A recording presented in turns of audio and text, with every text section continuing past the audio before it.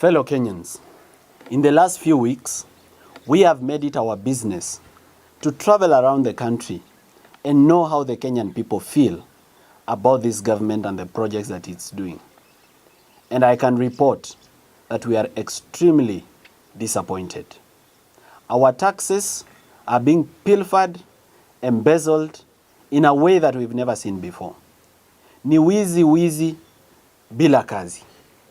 And it's a great disappointment to every person of every generation in Kenya for the kind of theft and thuggery that we are seeing in government. Nothing is happening without plunder and theft. And unfortunately, we have the President of the Republic of Kenya leading the way by being the most corrupt individual in our government. Now, fellow Kenyans, it's a time for us to ask ourselves, what are we waiting for? Are we going to sit back and watch as individuals take away our country and bring our economy to the rubble and to total collapse? Right now, the president is in China to borrow another loan of 40 billion Kenya shillings. I would like to ask the people of Kenya, ni nyinyi mumemupa ruhusa ya kukopa 40 billion? Na kama ni nyinyi mmempa ruhusa, are you aware that the 40 billion that is coming here for corruption and theft? Right now in Kenya today, we have a debt of over 7 trillion which cannot be accounted for. Money that has been stolen. We have a Public Finance Management Act that does not comply with the Constitution, that purports to amend the Constitution. Tuko na sheria ambayo inakubalia serikali yetu kufungua account za serikali nje ya nchi bila ruhusa ya bunge. Just recently, an account was opened at a bank in America called JP Morgan, and $2 billion was put in that account. And out of that $2 billion, $1 billion was transferred to another account. This account was opened in the name of Kenya Sovereign Wealth Fund. Signature came from the CS of Treasury. And they opened another account in Qatar, and $1 billion was stolen. $1 billion is 130 billion Kenya shillings. Right now, we are being told that the best way to build our country is through public-private partnership, where the president is purporting to lease our airport, a national pride, a strategic asset to the nation, the gateway to our country. This is something that affects national security, and our president is willing to give our airport to corrupt Indians to run it. For 30 years, he should have even given the lease to the end of his term, but he's willing to give our airport for 30 years. This thing called public-private partnership is used to do money laundering in our country. The president is saying he is very proud of the expressway, but the expressway is a crime scene. The expressway ni pesa yetu ambayo iliibiwa kutoka SGR, kampuni ikaenda ikaregistrwa na Wakenya kule China, ikakuja Kenya ikajenga expressway, wakaanza kulipisha to launder money that was stolen through corruption. We've been to Nyandarua, where there is the Captain Ndunyunjeru Road, which is Mau Mau Lot 4. We've been to Ikumbi Road in Kigumo. We've been to Olengoroni Stadium in Nakuru. We've been to Kamarini Stadium in Elgeyo Marakwet. We've been to the Kipkaren Water Treatment Project in Uasin Gishu. We've been to the Kangundo Road Wakulima's Market. We've been to Makweni, Katua Ke Nunguni Road, which was allocated 362 million and 255 million already stolen, and there is no road. We've been to Kabonyo Kanyagwal, a project worth 2.5 billion. That there is nothing to see. We've been to Kisumu, Afri Cities Convention Center, and got Nanga Barube Road in Siaya, which are stalled, and Kanyadhiang Kadel Road in Homa Bay, and Mbita Sindosori Road. And all these are investments by this government where money is stolen and nothing is done. Wakenya wenzangu, ni vizuri tuanze kujiuliza kama ni kweli tumewapa wanasiasa ruhusa ya kuiba pesa za wananchi wa Kenya. The reason we've been traveling around the country is because 70% of the electorate of our country does not understand that corruption affects them. Therefore, this is a call to you, a Kenyan, kama mimi. Ni wakati wako usimame na Kenya. Don't leave this for MORARA or this team. It is now your personal responsibility to do the little that you can do in the space that you occupy to change our country. Mjue kwamba 70% ya wapiga kura Kenya wako mashinani na informal settlements. Na kule hata labda hizi televisheni ambazo tunatazama hawatazami hizo. Ni vizuri tujiondoe in our comfort zone, tuende mahali wako kwa ground. Tuzungumze nao. Kwa sababu watu ambao wako mashinani wanafikiria kwamba ufisadi ni mambo ya watu wa Nairobi. Kwa sababu mtu ambaye yako mashinani hajawahi kuna wengine hawajawahi kuguza milioni ama hawajawahi kuguza 500,000. Sasa ukimwambia bilioni 5 ama bilioni 12 imeiba from treasury, hawaelewi and they are not able to connect. Ni vizuri tuende tuwazungumzie waelewe kwamba hiyo barabara ambayo iko karibu na wao imeibwa. Waelewe kwamba hiyo hospitali ambayo iko karibu na wao ambayo mtu alikufa kwa sababu hakukuwa na MRI machine ama hakukuwa na X-ray machine ama hakuna dialysis machine ama hakuna oncologist. Waelewe kwamba hiyo ni ufisadi. There is over 3 billion and I can confirm with authority that 3 billion was allocated through Parliament for equipping level 3 and level 4 hospitals, and the whole 3 billion was stolen. Nothing was ever bought. Kwa hivyo Mkenya popote ulipo, ujue kwamba hii kazi sio yetu peke yetu. Lazima tushikane mikono. Tujitolee. Kila mtu azungumze na familia yake. Uzungumze na marafiki zako. Mkiwa katika chama ya wamama, zungumzia uongozi mbaya na ufisadi. Ukiwa katika kuchumbiana ama date, set aside 5 minutes ya kuongelea mambo ya ufisadi na uongozi mbaya. Na mimi nataka kumuonya na kumpa onyo kali Mheshimiwa William Ruto.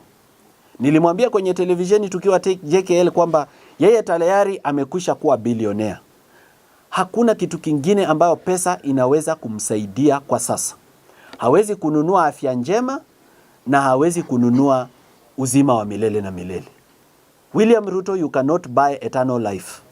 Stop stealing. If the president stops stealing, members of parliament wataacha kuiba. Governors wataacha kuiba. Senators wataacha kuiba. Kama rais mwenyewe anaweza kuacha ufisadi. This spirit of greed must end in our country. And I'm encouraging all the people of our country across all generations, whether you are a Gen Z, a millennial, a baby boomer, this is your moment. Usijione mdogo. Na usione kama uko na followers kidogo, ama wewe si mwanasiasa, ama wewe si mtu wa kuzungumza. Sisi ambao tumesimama hapa tumejitolea. Na hatujajitolea kwa sababu tunataka viti vya siasa. In fact, I want to tell all Kenyans today that if you find me running for member of parliament, munipige viboko. If you find me running for senator, na ni najizungumzia, I'm not speaking for the rest. It's time, of course, for the youth to take up leadership positions, so they may want to take up those positions. I'm speaking for myself that I'm not interested in being a member of parliament in any constituency in the Republic of Kenya. I'm not interested in being a senator of any county. I'm not interested in being a governor of every county. What I'm doing is patriotism to my nation.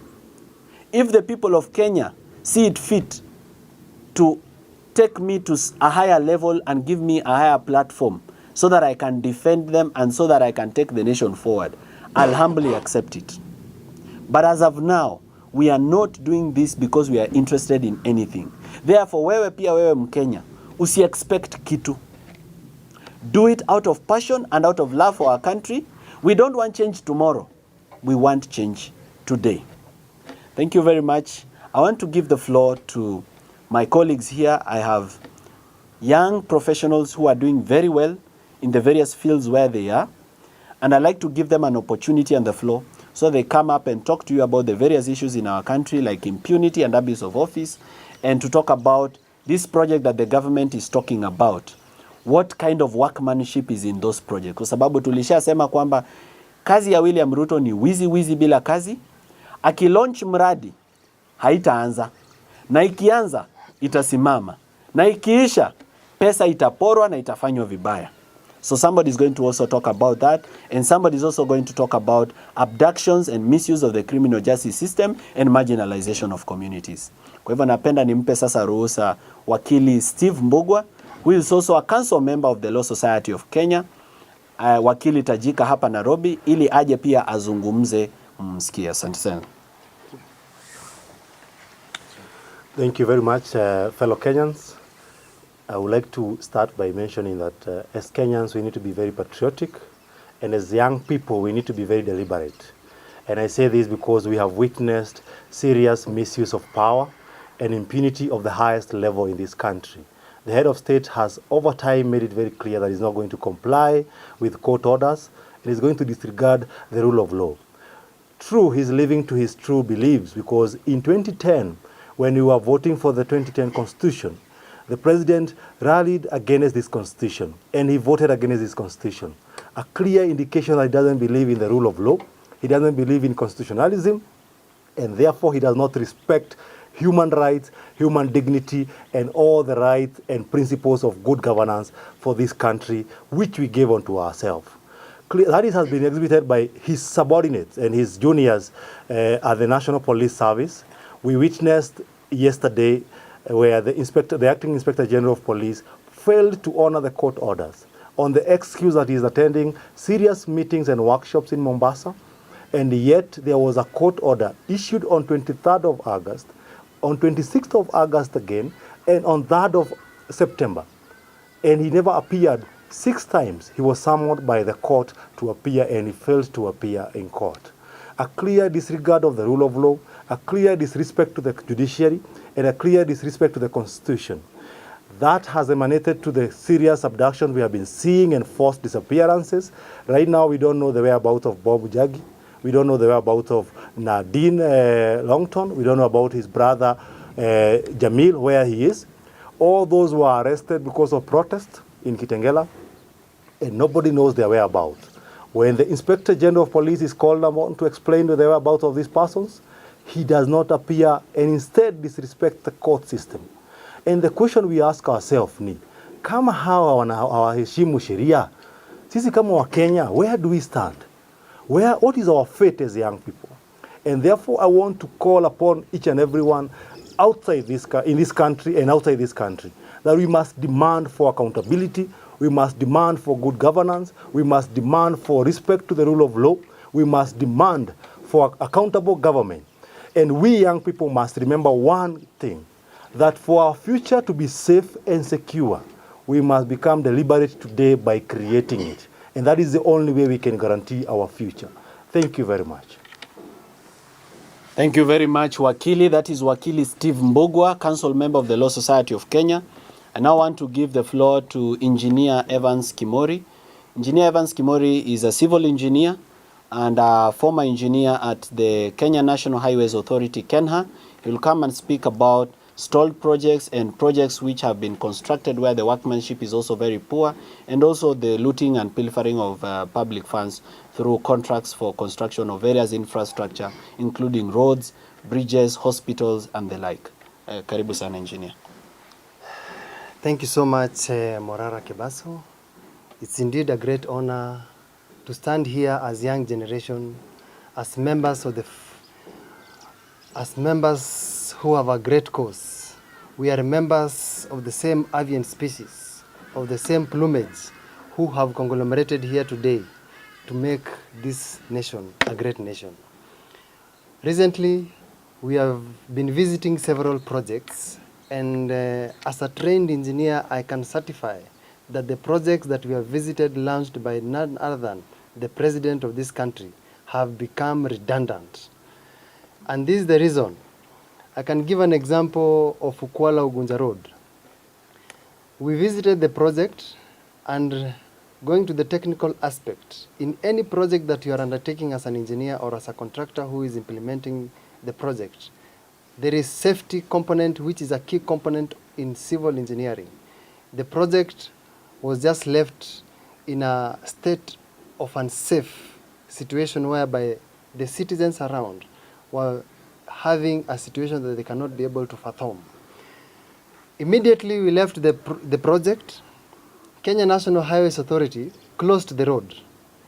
Where were they before we came? That's just an example of that road. Another road that we visited is Mbita Sondu Road, which has a valley within a road. That is another gigantic tragedy as far as civil engineering is concerned. We are shocked on how projects are being launched left, right, center by the president. Each and every time a project is launched, the president spends approximately 20 to 30 million. If we give an arithmetic connotation, you will find that approximately that is 25 million times maybe 100 projects. 2.5 billion. That is 2.5 billion. That is enough to build. That is enough to build a cancer center in Meru. That is enough to build a Western Art and Incubation Center in Western Region. So to me, this is a situation that we call upon our president to take full responsibility for misusing the Kenyan money. I can tell you for a fact, we have visited several projects, and any person at the village level or where the projects are can go and do the same and confirm if you are lying. It is indeed shocking that we have had information that the president called the chiefs and instructed them to remove his name from where he launched the project. In fact, today, as we are speaking, the president is in China to take a loan on behalf of our country so that he can come and launch another road. This is a sad state of the nation. The greatness of a nation's future depends on how we think, but not how accurately we remember. We are the great thinkers of the next generation. It is a generational change. It is a clarion call that you are calling each and every person to come up and stand for his right. Thank you so much and be blessed. Yes, thank you. That is Engineer Evans Kimori, a civil engineer. And something that engineer, I might just add on that.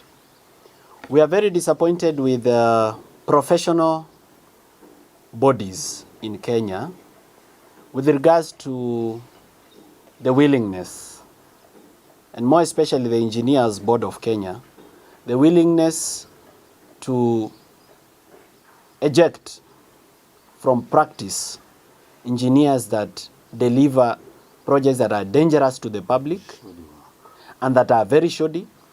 Because if you see some of the roads that have been launched, if you see the dense bituminous macadam, I think that's what we call it? Yes, the DBM.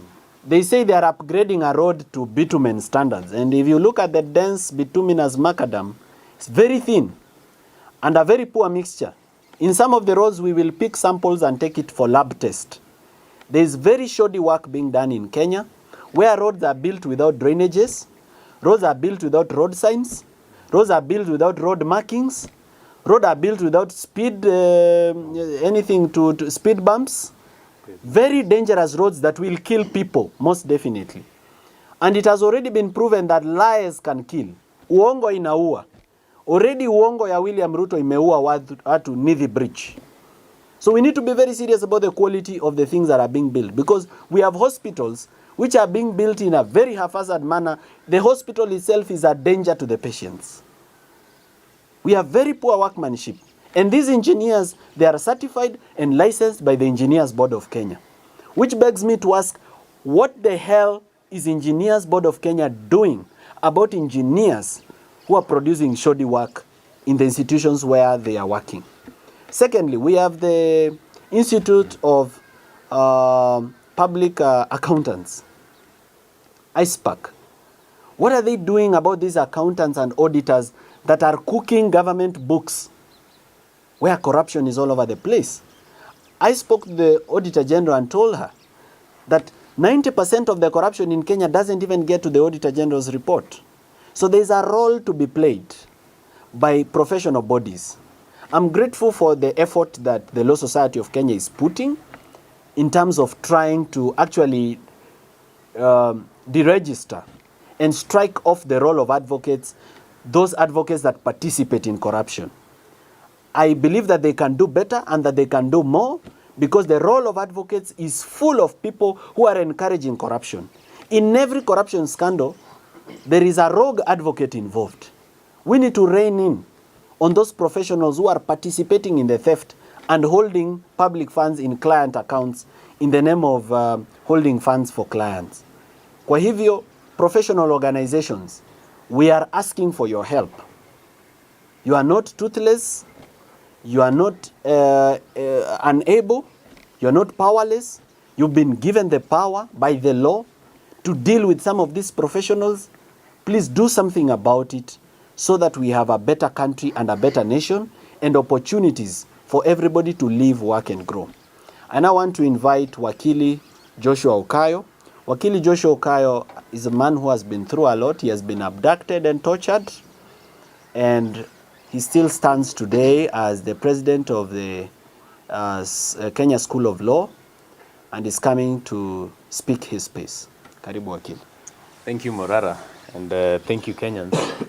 It's a sad day that even as we mourn families, youth who were lost during the protests, and even as we gather to try and find a number of youths who've since gone lost and have not been found, the president has the audacity and the temerity to tell the people of Kenya that he is not aware of anyone who has been abducted, and should there be any such case, then it should be reported to him. Number one, this is a person who doesn't know what is happening in his country. And if he does know and he is ignoring that fact, then that means he's the one behind these abductions. So it is time we raise our voices higher and speak to the kind of disregard of the Constitution and the Bill of Rights that is happening in Kenya right now. And I think it's incumbent we make it known that Kenya has not ratified the International Instrument on Enforced Disappearances. And this must be done with immediate effect. I think it's time we ratify this instrument. It's important to lead us in a way to try sanitize the country or get the country clean of these abductions and enforced disappearances. At the same time, we need a national, or rather a local instrument. And that means there should be an act of parliament that speaks to enforced disappearances and abductions in this case. We cannot just have the provisions on, in two articles, 25 and 51 of the Constitution, speaking about habeas corpus, and it stops there, nothing more. And also, there's also another provision in the Criminal Procedure Code. We cannot have only 3 mentions on something that is of national importance as enforced disappearance at this moment. So the government must respect the rule of law, and it must implement the provisions of the Constitution, which are the aspirations of Kenya, that the Kenyans decided that this is what we aspire to achieve as a country. Last week we were touring the Nyanza region, and my colleagues have spoken about quite a number of projects. Kadiel Kanyadhiang, Afri-Cities project in Kisumu, we have the Mbita Sori Sindo Road, and many others. Look, the worst road we have seen so far in our tour of the country is the Mbita Sindo Sori Road. Very bad. It's in a sorry state. That tells you that that region is actually marginalized. 3 billion. And that road cost 3 billion Kenya shillings. 3 billion. And my engineer here said it has a valley within a road. You can imagine. 3 billion. All right? 74 kilometers road, only 12 kilometers is done, and it's not done. Because you use 1 to 2 hours to cover 12 kilometers. How so? So really, that region has been marginalized, and I think it's time we be serious. It's time we get serious, and I encourage the government. President William Ruto, you toured that region, I think 1 week ago. Please respect your promises. please deliver on your promises, because you cannot go around lying to unsuspecting Kenyans, telling them how good life is gonna be after you leave that region, but then projects stay stalled. All right, things are not implemented. Money is poured, but the hugest chunk of that money go to your pocket. We cannot continue living like this. At this point, Kenyans, we have to speak for ourselves, and that is why we are here today. And we are telling you that we can only do so much, but with you together, we can do the most for this country, and we can deliver this country out of the hands of these money-thirsty cabals. Thank you so much. May God bless you, and we hope all of you join us in this journey towards a new, better Kenya. Thank you. Asante sana wakili. Let's give him a hand of a clap.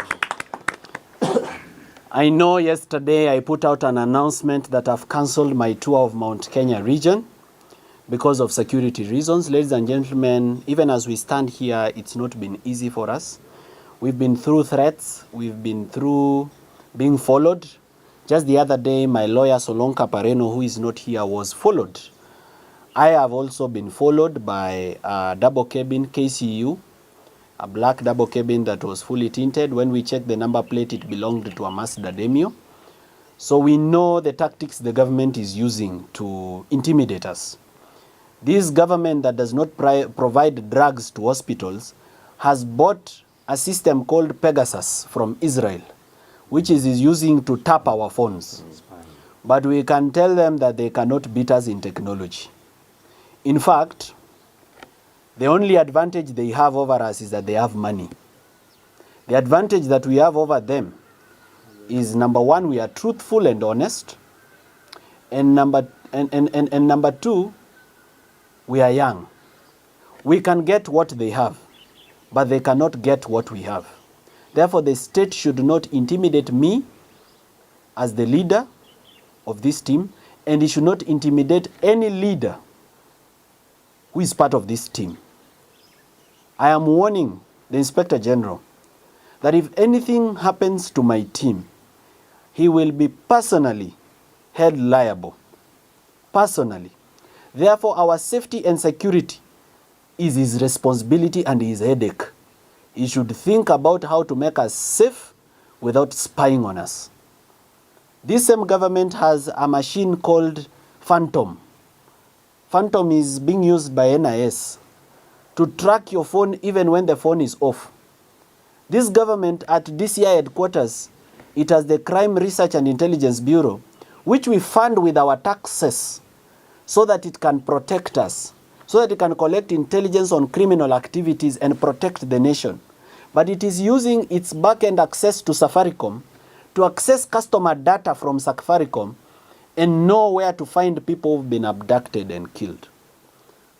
IPOA keeps promising us that it will deliver, but the Independent Police Oversight Authority so far has delivered nothing in terms of defending the people and the families of those who've lost their lives and who've been kidnapped. This same government is using Kenya Power to check where we pay our tokens so that they can know our houses and our homes for abductions. We want to tell them that the fear is gone. And when we lose our fear, they lose their power. And because we are not afraid, we are not going to run and we are not going to hide. Regardless of the fact that we cancelled our Mount Kenya tour because they had planned people to come and infiltrate us and attack us on the way, because some of these stalled projects where money has been stolen, they are in very remote areas where the public is not there, where nobody can scream. So that we are attacked huko kwa bush when looking for them. I want to tell them that our God is still seated on the throne. The God or Allah of Kenya is still seated on the throne, and he will defend us because our God is a God of truth. We want to ask all Kenyans to pray for us, keep us in your prayers, support us where you can. You can fundraise for us fuel where you can and to maintain our security. But most importantly, amplify our voices. When we speak, amplify it so that we get rid of all this mediocrity in our governance once and for all. William Ruto is convinced that he has bought parliament and he has